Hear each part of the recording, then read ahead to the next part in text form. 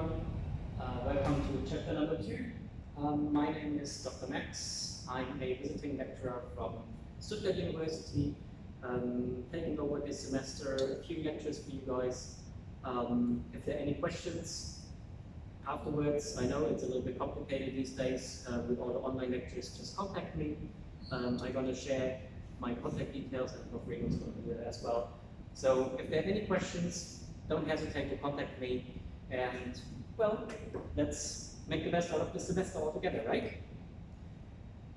Today, we want to talk about the spacecraft power system, or the electrical power subsystem of the satellite. In general, we have to say that there are 5 major power generation methods. So we could tap into the solar power to generate some energy we need for our satellite by using photovoltaic or using solar dynamic methods to tap into this type of power. Another alternative would be to use fuel cells. And they could be non-regenerative. For instance, with a space shuttle, it has been used, or they could be regenerative. And, well, as to my knowledge, they have not really often flown so far, but they are still under development and are one of the future technologies to be approved. Besides the generation of power from direct sources, we also need to store the energy on board of our spacecraft. And that's why we usually use rechargeable batteries to store our energy. But besides storing, we can also use the battery as a primary source of energy as well. Just think about your normal batteries you use at home for remote control. I mean, I doubt that you use rechargeable batteries for that. So for a restricted amount of time, you still could also use just the batteries as your primary energy source on board of your satellite. Good. Well, we could tap into nuclear power. This is more like the advanced power technologies now for not so much satellites, but more for spacecrafts that go beyond our Earth system, or orbiters and missions to other planets in this kind of purpose. Things like that, we can pretty often tap into nuclear power by most of the time using radioisotope thermoelectric power. And we're also going to talk a little bit more into detail about that later. However, we could also use large-scale nuclear power plants. It's the same principle we know from Earth for the rest of the application. But to my knowledge, so far there were not many successful missions that rely on static or dynamic nuclear power in space. Last but not least, we have the aquatic systems, and as you can see, it's more like energy storage in that sense. We can have a flywheel, and we're also going to look a little more into detail at in a few minutes. The thing you really need to remember is, for an electrical power subsystem of a satellite, there are a lot of issues to consider. And power is one of the basic things you need on board of a satellite. Without power, well, your satellite is pretty much a zombie, not doing anything in space. I mean, there are a few missions they don't need any power, but, well, let's be honest, if you want to do some fancy stuff with our satellite and spacecraft, we need power on board the satellite. And that's why we need to consider a few more things when we think about this EAS. First of all, it's the spacecraft configuration. So, how does my satellite look like? Where can I put solar panels? Do I have space for some more advanced technologies? What about the weight? Those are really important things I need to consider even before building more satellite, just on the power level first. And then, of course, I need to know, what is the target planet? Solar panels make a lot of sense for missions around the Earth or the Moon. But think about solar panels in the vicinity of Jupiter or Uranus, or even going beyond that. There's almost no sunlight, so it doesn't make sense to use solar cells so far away from the sun. Another point to consider is the mission life. So I'm going to talk about this in a very few seconds on the next slide. That's why I'm not going to talk so much about it. But we also have to think about maneuvers. So certain type of maneuvers require more power than others. Maybe I have some really complicated maneuvers and I use an electrical propulsion system. So for this early stage, I need significantly higher power than maybe later on during my nominal mission. So I also need to consider this type with a more complicated maneuvers for my electric power subsystem. Orbital parameters are of course also very important because, especially, let's stick to the example with solar panels. I mean, it has a lot of influence how I put my solar panels aboard the satellite in relation to the sun, and maybe with the payload to my mission. So it needs to be carefully adjusted according to my orbit, that I have enough power to support my mission. And yes, the last point is payload requirements. I might have a very, well, resource-efficient bus that only requires a few watts to self-sustain, but then I have a payload like a synthetic aperture radar, where I need a lot of transmit power on board of the satellite during operations, and my electrical power system needs to provide this power whenever it's needed. So those are just some few major issues for the consideration when I design an electrical power system for my satellite. So far so good. As promised, we want to talk a little bit more in detail about the mission duration, as promised. So in this fancy plot you can see the mission duration over the power we can provide with our power subsystem. And you see right here in the lower corner, you see primary batteries. For mission duration between minutes to, well, 1 or 2 days, with a relatively low amount of power of up to 100 watts maximum. Well, whereas a mission of a few minutes doesn't make too much sense for a satellite, in my opinion, it is very much relevant for sounding rockets, for instance, or balloons, high altitude balloons. And I mean, everything that goes into space or at the edge of space is some sort of electrical power subsystem for spacecraft. So that's why it's relevant here. And if I just have a sounding rocket with a few watts of power source, I don't need solar cells or a fancy fuel cell or a radionucleic battery. I can simply stick to primary batteries, non-rechargeable. I put them in there, I use them once, and that's all.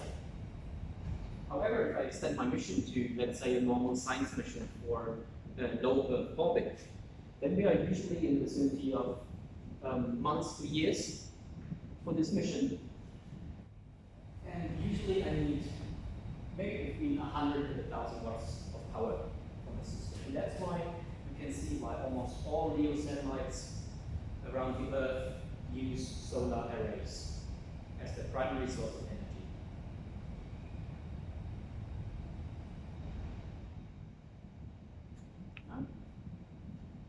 Last but not least, you can see if we extend our mission to decades, very long missions. You would usually, well, we still have a good choice of technologies for our power subsystem you could use. You could use the radionuclide battery or nuclear power, dynamic or static, but still the solar array is suitable for those missions. Remember Rosetta that went to by the European Space Agency, that went over to the meteoroid. They had Solari survive on solar arrays. So it didn't have a well, nuclear battery on board. Compared to maybe the NASA missions, Curiosity and so on, those rovers going to Mars, they all have the RTG on board as their primary source of energy. But well, maybe as a small background information, that's also usually related to politics and access to those chemicals you need for nuclear batteries. So since America and Russia, they have direct access to usually what is it, cobalt or plutonium. That's why they can better use it. Good. Now it's time that we talk about solar arrays in detail.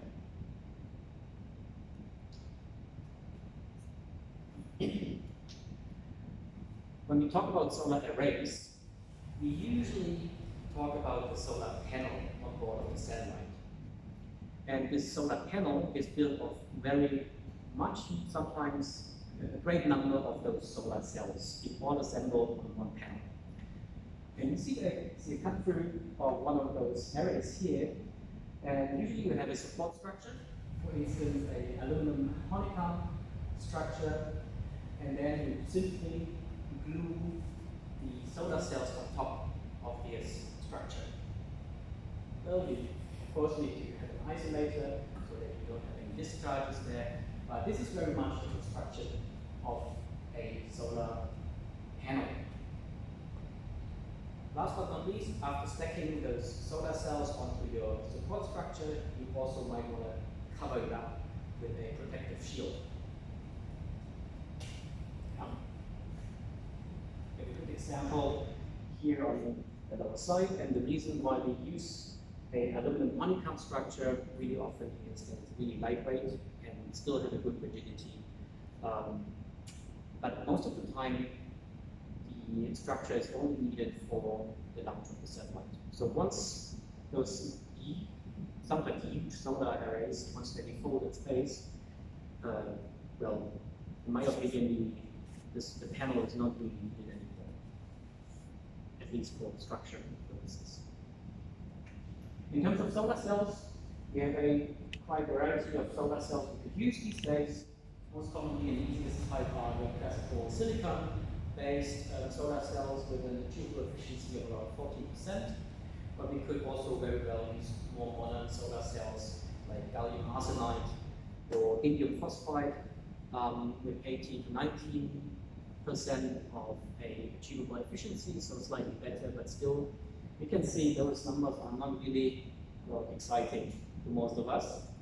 If we consider that only like 14 or 20% maximum can be drawn up from the solar power into our subsystem. But hey, at least it comes for free.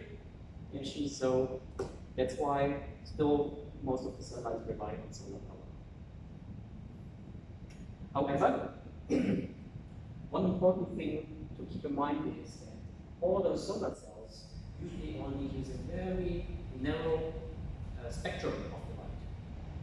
So it's really hard to find really advanced solar cells that cover the whole visible spectrum of light. Usually they only use a very small portion, and that means that you lose a lot of power in the remaining spectrum you cannot absorb in the solar cell. So that's why,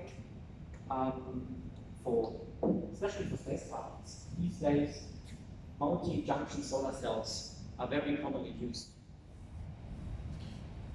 And with the multi-junction cell, you basically just have 3 different solar cells stacked on top of each other, and every single solar cell has a different absorption band for the light.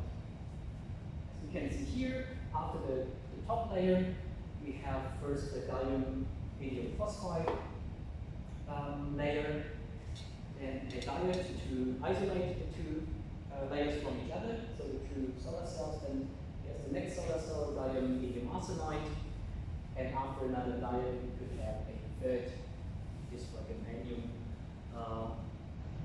solar cell top, and we just maximize our output by not wasting so much precious space on board the satellite. No? Good. Triple junction cells.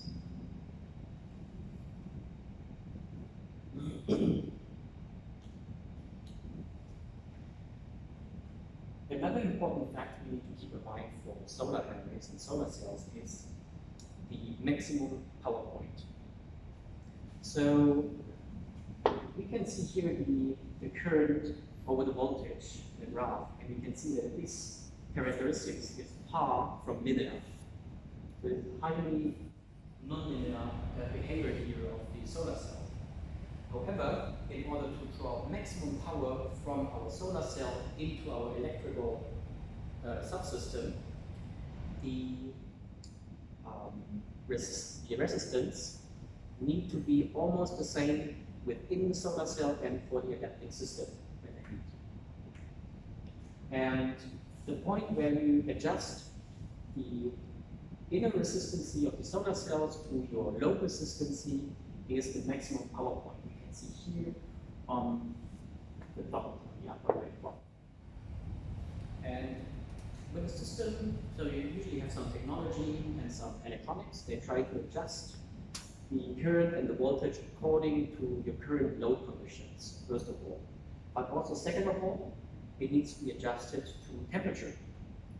Because also solar cells have a very high tendency to vary over the frequency, the different temperatures you can use. Whereas the optimum working temperature lays between 25 to 28 degrees, the temperature drop will usually cause the voltage increase, roughly by 2 millivolts per Kelvin, you can see here. So, in other words, for the same voltage, the graph gets highly shifted for different temperatures here. Also, our maximum power point shifts from one point to another and needs to be accounted for by our maximum power point tracking algorithm and technology. That being said, the optimum working temperature should lie between 25 and 28 degrees. I brought you an example from the reality, and this is a temperature plot of the flying lepton satellite in orbit. And you can see, well, you need to believe me that this is the time on this graph, but over here you can see the temperature in degrees Celsius.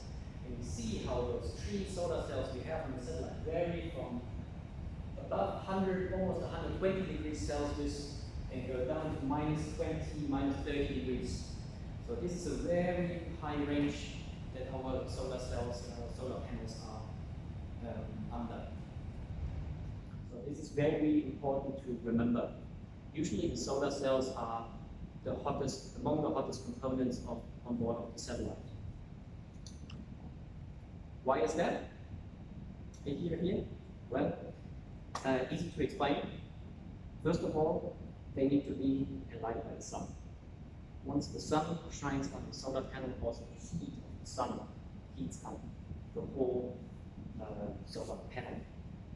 But we also said that we only have an efficiency of about 20%, less than 20%. What's happening to the rest? What's the rest? What's those 80%? That's heat. That's heat. And that's why those solar panels are so badly affected by heat.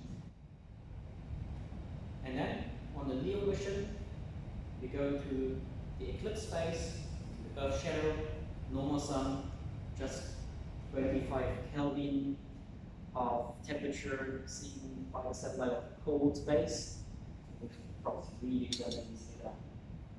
Our internal heater is not on anymore. Internal heater, 20% of the solar cell, and the sun is not shining on our panel anymore. There we go.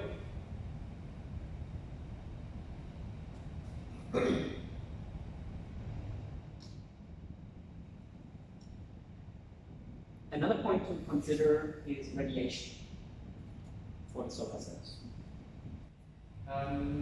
Most of all, ionization and atomic displacement could happen due to radiation. So just think about UV, ultraviolet radiation, shining onto our protective surface we have there. Usually those are some sort of plastics or even some glass materials. If we have an atomic displacement in this layer, or some ionization on the surface, it might alter the reflective characteristics. So not all the light that comes to our solar panel might actually penetrate into our solar cell over time. but also radiation in terms of protons, trapped electrons, and other high energetic particles, galactic cosmic rays, etc., could get into our solar cell and cause atomic displacements within our gallium arsenide and our silicium silicate.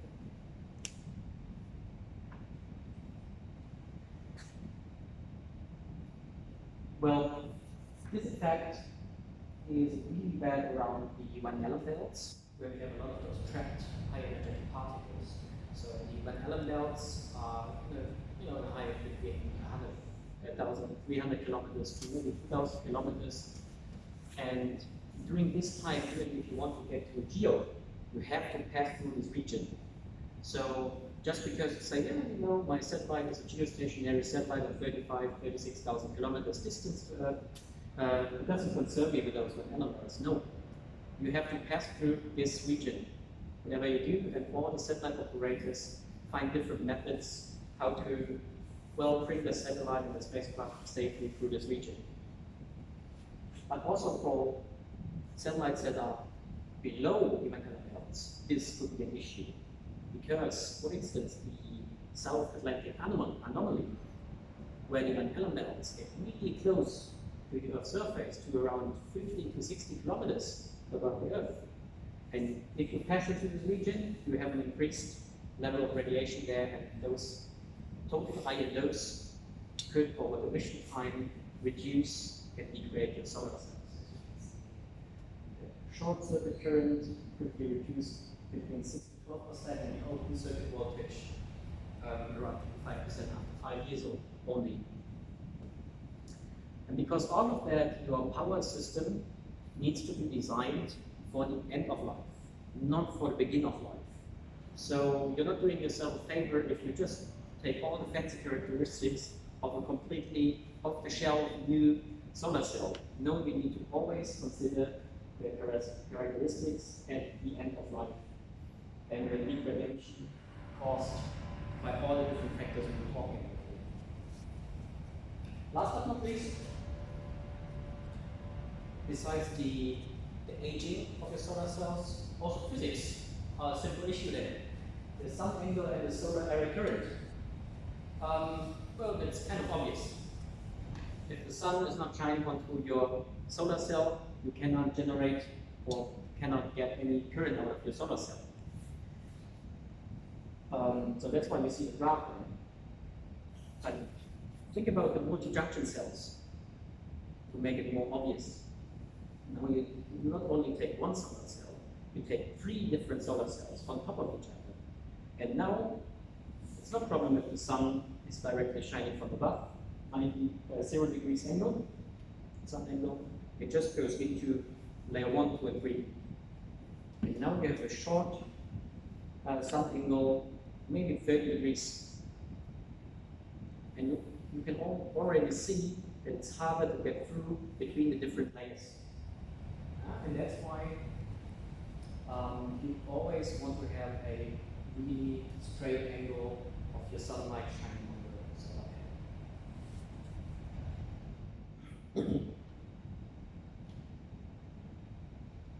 In general, the solar power can be calculated by this formula, whereas eta S denotes the solar array efficiency we have been talking about already. C as the solar radiation constant, which is 1,358 watts per square meter for a Earth mission on average. Of course, this is only an average value because it varies a little bit over the year, over the day, and over time. But this is a very good constant you could always use as a start for your calculations.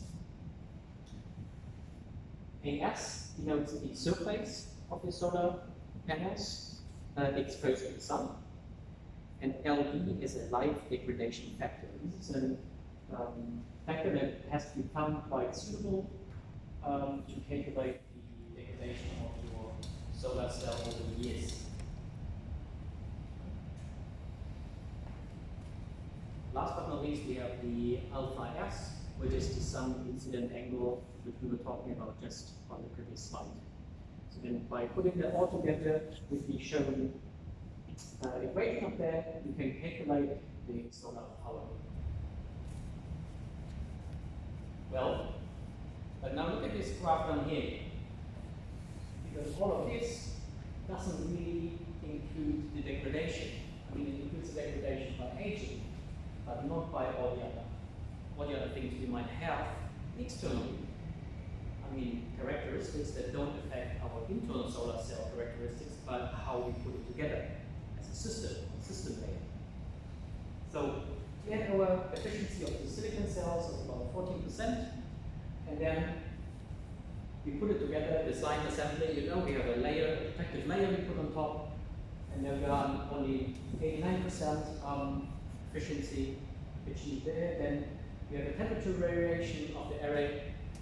So, you know, within the array, so not every single solar cell has the same temperature as the neighboring ones, but you might only have one maximum power point tracking algorithm for the whole array. So that's why you use another percentage there.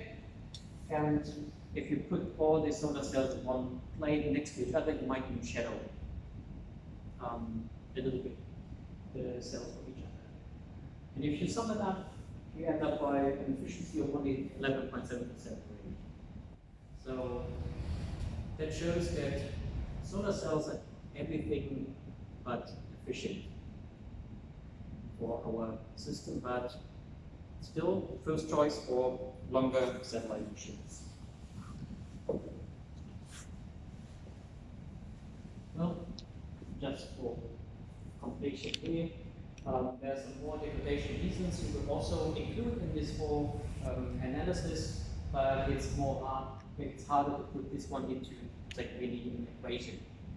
But nevertheless, keep in mind that this might happen when you talk about redundancy concepts or whatsoever for your cell. So we were talking about the real life temperatures happening on board the satellite. Think about the thermal and elastic stress and tension that is caused by all those temperature variations over the mission time. So that actually might cause some tear off the solar cells and tears between the layers. We might have space debris and meteoroids just crashing into our satellite and causing a hole. It's a very interesting picture you can find on the internet with Sentinel mission from the European Space Agency, where they actually took images of their solar array at the beginning of the mission and after, I think, 1 or 2 years. And they actually were hit by a meteoroid. And they have a really nice image of a big hole in the middle of their solar panel. Check it out on the internet, it's quite interesting. And last but not least, we could have some outgassing materials that's not inside of our solar array, but might be some other components of board of the satellite. And this outgassing might put an additional layer on top of our solar cell and also cause some, absorption before the energy and the solar power enters our solar cell. So far so good. That should be to solar arrays. Please, again, if there are any questions, don't hesitate to contact me. And we would now continue with batteries and the storage, the onboard storage of energy.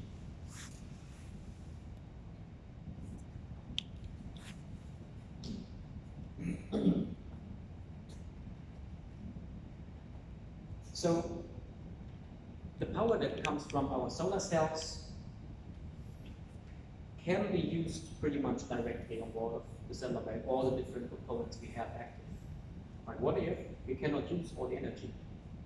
And what if we don't have access to permanent sunlight, which is the case for most missions, even for geostationary satellites? There are a few times of the year where there is no sunlight. Even those enter the eclipse. And that's why we need to store the energy for those times. And there are different ways to store the energy, and this is a very neat graph, in my opinion, which shows the power density and the energy density. So the power density is a measure of how fast can you discharge, how fast can you get power out of your storage. Whereas the energy density is a measure of how much energy is stored there. And this is not the same. Remember, you might have like a capacitor. A capacitor can store, can deliver high currents in close to no time, but the amount of energy stored in the capacitor is relatively low. Now, just imagine you have a completely charged capacitor and you touch it with your finger. It might hurt, but luckily it only hurts for a few milliseconds. If you touch a socket, it also hurts, but it hurts for a long time because it has a higher energy density. There's more energy coming from the same source.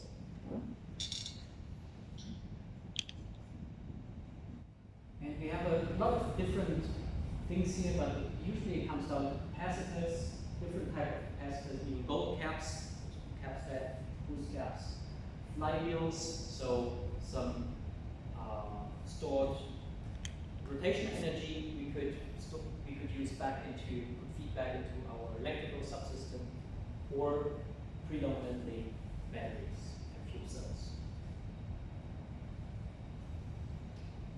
In general, how do batteries work? Well, I don't want to get too much into detail, but most batteries follow the same principle. You have two electrodes separated by a separator in an electrolyte. And once you put a load onto two differently cold terminals, you have a current moving from one terminal to another. And this is usually done by using either one or both of the electrodes as a source for your carriers, as a source of carriers. Critical issues for batteries is usually the depth of discharge that highly determines the life cycle of your battery.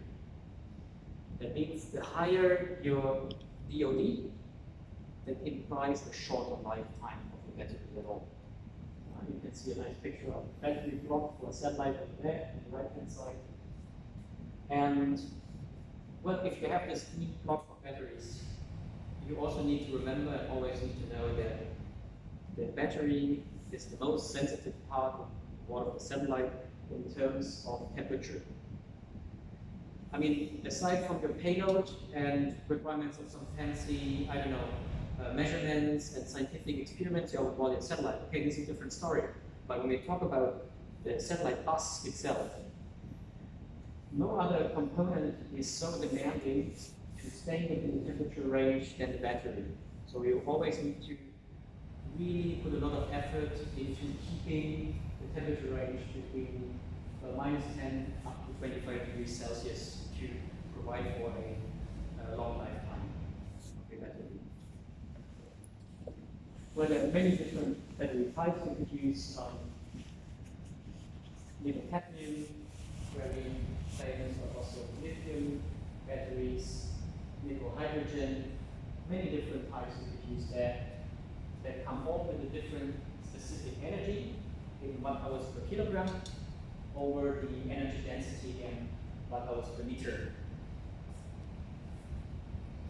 So they all have a different ratio between size and energy density. You can see that nothing beats the primary batteries in terms of size, weight versus energy density, but the problem is we cannot recharge them. So that's why usually you stick around this area, lithium ion batteries or nickel hydrogen in that area. As an example here, how to calculate the DOD of a nickel hydrogen battery. The DOD is usually around 40 to 60% for a LEO mission, and we can simply calculate the energy capacity by the W battery is the power multiplied by the time of the eclipse, divided by the battery efficiency, for instance around 80%, and the DOD. And as it said here, please note that the DOD can be estimated after the battery life is calculated based on the cycles your satellite is going through. So the mission time divided by the orbit time. You see the cycles. And once you have calculated that, you can actually calculate the battery mass as simply dividing your energy capacity by your battery's energy density.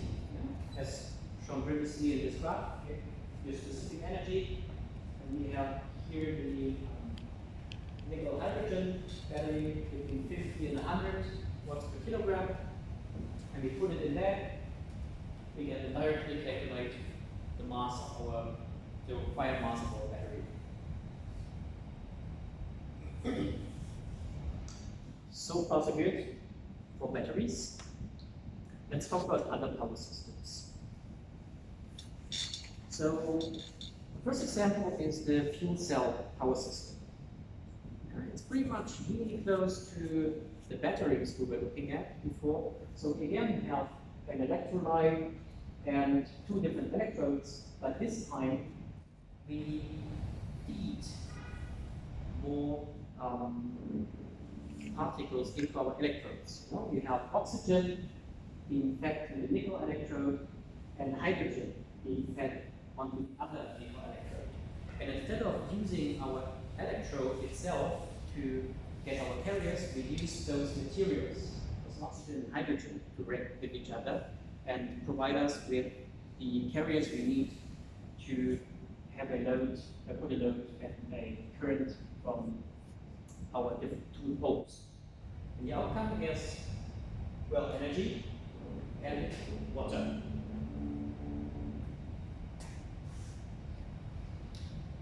This system here is not regenerative because, well, we feed hydrogen and oxygen and we get on water. And then usually we'll just use the water, for instance, for, well, we could either dump it, or we use it for drinking water, or the space station, and whatsoever for the life support systems. But if we really want to have a complete regenerative fuel cell, then we need to expand it. So here we have the fuel cell, again, we have just seen.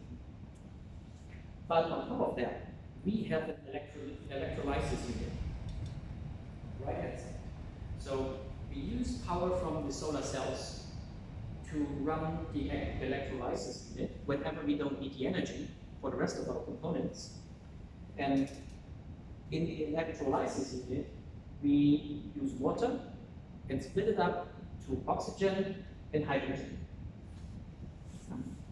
We could use them to store oxygen also for our life support systems, but we can almost use it for our fuel cell to feed our oxygen and feed our hydrogen from the tanks whenever we need energy to generate power.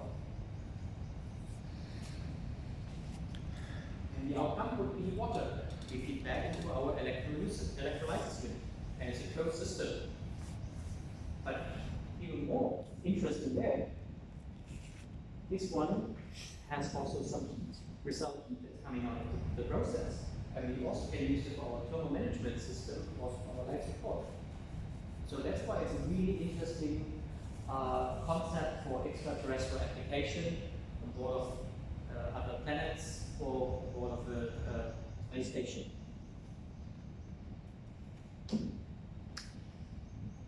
Other types of power systems could be in terms of the solar dynamic system, where we also use the solar energy, but this time we don't use a photovoltaic system, but we use the solar power to heat a working fluid and then drive a heat engine, like a Stirling engine or whatsoever. And by doing so, we have a higher thermal power efficiency and a higher power compared to photovoltaic. However, we need more components. It's a system that moves. Everything that moves in microgravity is not so attractive because of the bearings. You cannot put oil to keep the bearings smoothly running. So that's why it's a little bit troublesome. But you can reach a whole different power range. 20 to 100 kilowatts is no problem in this process. And last but not least, the radioisotope power generators or thermonuclear batteries. Those batteries, they convert nuclear power and nuclear power in terms of heat from the decaying radioactive material. Now you have a decaying radioactive material that causes heat. You can use the heat to generate power. You could use that by, again, like a system here, like to heat a working fluid, but most commonly we just use the heat directly with a thermal energy generator with different physical effects. You don't need some for doing that, and you can reach power ranges between 2 and 300 watts, and that's why it's really attractive to most extraterrestrial applications these days of non-Earth oriented probes. Usually you would use plutonium 238 or cobalt 60, and bear in mind that this is not the weapon grade plutonium. However, it's still hard to procure these days. It's nothing that you can buy off the shelf, and if you find it, it's really expensive, and that's why so far only the US and Russia have been using that to my knowledge, and they will usually it's even recycled from older missions. And there's one very famous case, I think it was the space shuttle, the Challenger, that blew off. And later on, because it had a nuclear battery on board, they found the battery on ground on the bottom of the ocean, and it has been reused on a later mission. It shows how precious those elements are. But in theory, it can also achieve large power amounts of more than 100 kilowatts. But yeah, this is then more like a traditional power generation. So far so good. So that's everything I wanted to let you know about the basic systems. So batteries and where does the energy and the power come from. And in the following, we just want to talk a little bit more about the satellite bus and the power subsystem